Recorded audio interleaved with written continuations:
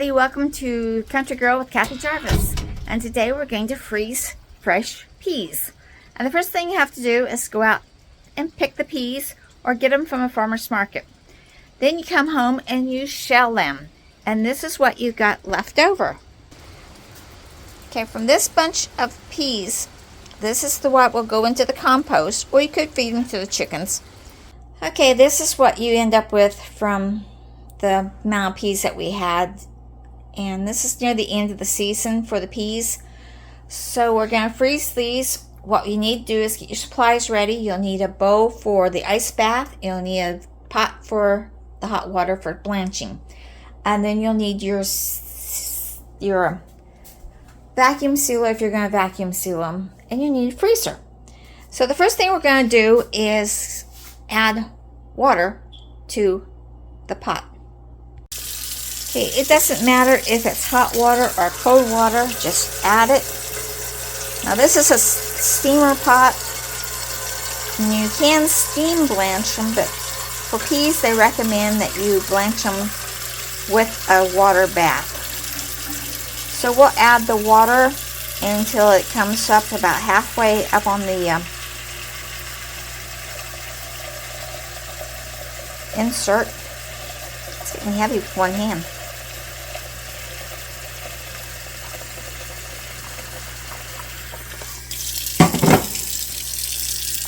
And from there, we'll take it and put it onto the stove.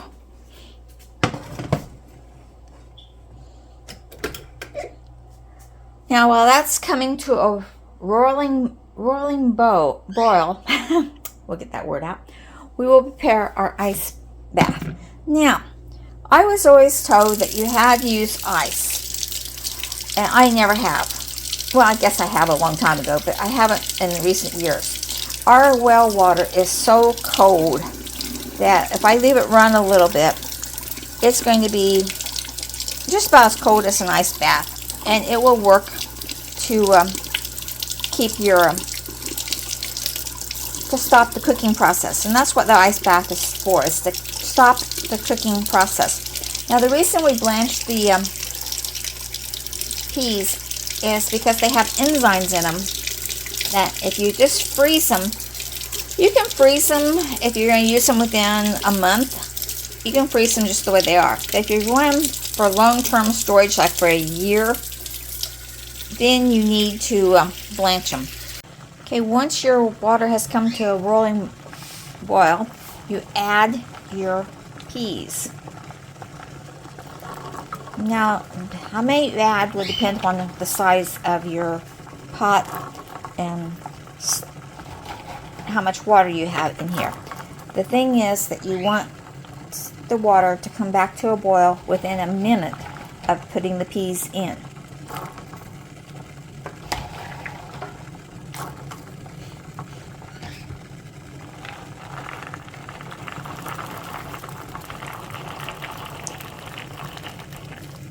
So you let those return to a rolling boil.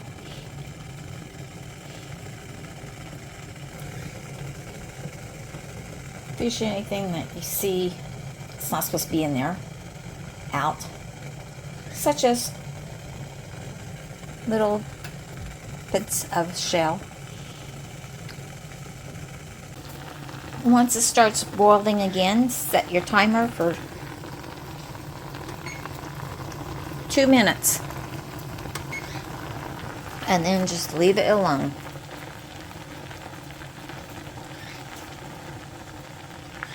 Now, if you haven't prepared your cold water yet, now's a good time to prepare it while you're waiting.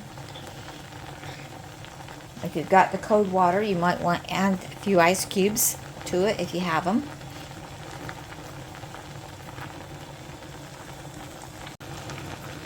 Okay, once your 2 minutes is up, turn off your timer, turn off your stove if you don't have any more to do. Take a pot holder and lift the steamer out of the water. Leave it drain a little bit. You don't want all that hot water. And this is what I love about the steamer basket. it fits perfectly into my water bath. So I just put that in there, set my timer for 2 minutes again, and leave them in here. This will stop the cooking process and prepare your peas for the freezer. Now after 2 minutes are up, we'll take them out there and put them onto the paper towel over the dish towel, and this will allow them to drain, because you want them to be pretty dry before you put them in the freezer. While these are cooling in the cold water, you may have to stick your finger in there and make sure the water is still cold. And you may have to either add some ice cubes or add cold water to it to keep the water cold. Then you just simply take them and put them out on some paper towels and allow them to dry before you put them into your bags.